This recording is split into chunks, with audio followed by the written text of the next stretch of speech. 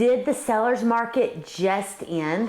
The West Georgia market has definitely shifted and prices are following suit.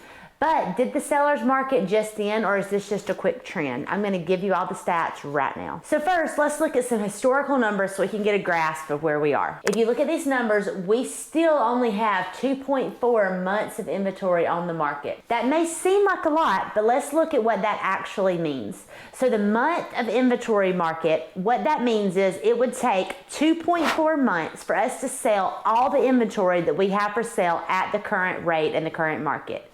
Now that still seems like a lot. However, let's remember that under 6 months on the market is a seller's market. Anything over 6 months is a buyer's market. So according to just this data alone, this is definitely still a seller's market. Now let's look at this trend right here. This shows that you can see what today's market looked like from the numbers from last year. There have definitely been some more listings, but there's also have been a lot more sold. Now, if you look at this data, it shows you that the most popular sold brackets are the $250,000 to the $299,000 homes. So if you are buying or selling anywhere in this price range, you can still expect a lot of competition because that is by far the most active area for solds right now. Now the two closest ones are also pretty fierce. That would be this $200,000 to $49,000 one, and that would also be the one above it, the $300,000 to the $349,000 one. Now I firmly believe if we had more homes in that $200,000 to $249,000 market range,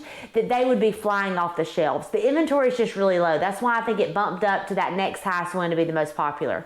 I personally am trying to help a client right now find something for that lower 200,000 mark, and it is just insane. Like there's hardly anything out there. If you do find it and it looks halfway decent, it's getting blown off the shelves, and this particular client of mine needs help with closing costs.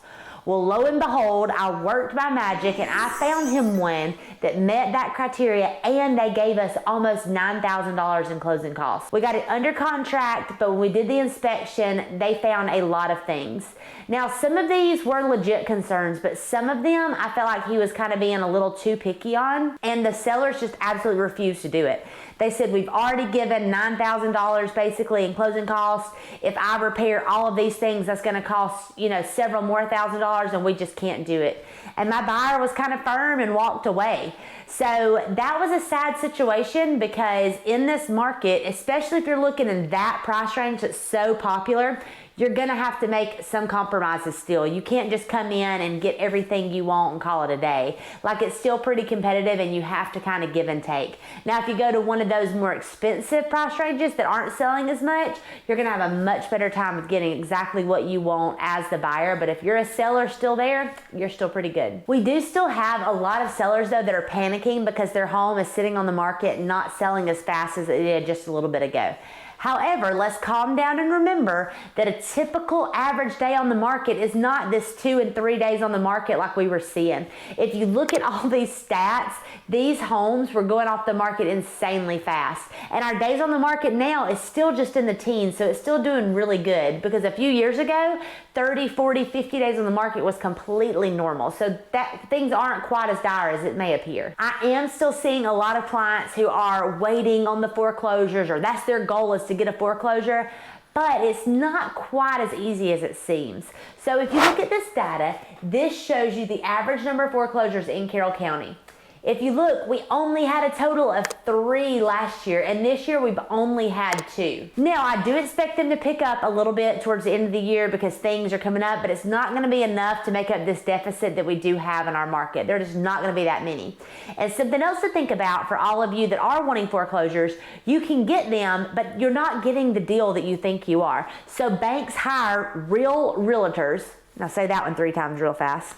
They hire us to get out there and do these comparisons for them so they know exactly what these homes are worth. So if the home is worth $300,000, they're not going to sell it for $200,000. Like, why would they do that when they could get more money? If you are getting a deal and you're getting some equity, then that means you're going to have to put in a lot of sweat equity to get that. And that can kind of be a problem depending on the kind of loan you have. Some of these loans require the home to be completely move-in ready in order to qualify. And if it's coming like that, you can just about guarantee you're not going to get that deal that you're hoping to get. Something else that's kind of affecting this market are people's debts. So we are seeing that people do have more debt today. They've got a lot more things going on. However, because of those low interest rates, that debt isn't crippling them like it would have in the past. So yes, you may have more debt, but when your interest rate's lower, it still makes you be able to afford things and do better as far as that goes. Delinquency rates are actually still really low. So even though we will see some foreclosures, we're not going to see quite as many because, like I said, they can actually afford it because the interest rates were so low and they're just not becoming delinquent like they were. Now, one problem that we do have in our area is housing affordability. So the median average income in our area is about $44,000. And if you look at these houses that we just recently sold, the median home price was $283,000. So that doesn't equal up. If you're making $44,000 a year, you can't afford a home of $283,000.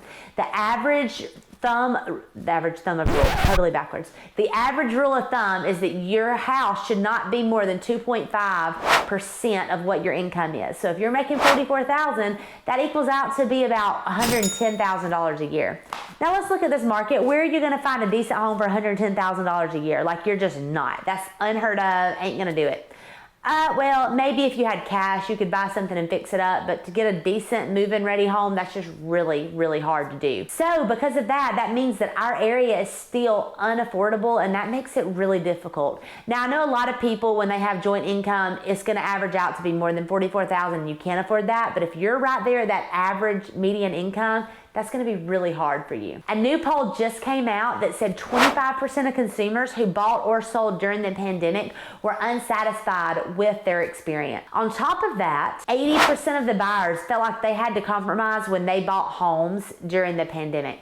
So what this means for you is there's a lot of people that were unsatisfied. So that means they may be looking to make a deal. Now that the market is shifting a little bit, some of those buyers that had to compromise, they may go out there and get their dream home so they don't have to compromise on it. Or somebody that was unsatisfied with what happened, they may go out and renovate what's going on and get exactly what they want. So that could cause a little bit of activity to go on the market. We do know overall the demand has slowed. Like, it's obvious the interest rates are really affecting buyers. They're slowing down. They're looking to rent sometimes instead of buying. Like, it really has made that, but homes are definitely still selling. That is for sure. If you are interested in this and you want more information on local market, make sure you check out this video right here. As always, I'm your unicorn real estate agent helping you turn your home dreams into a reality.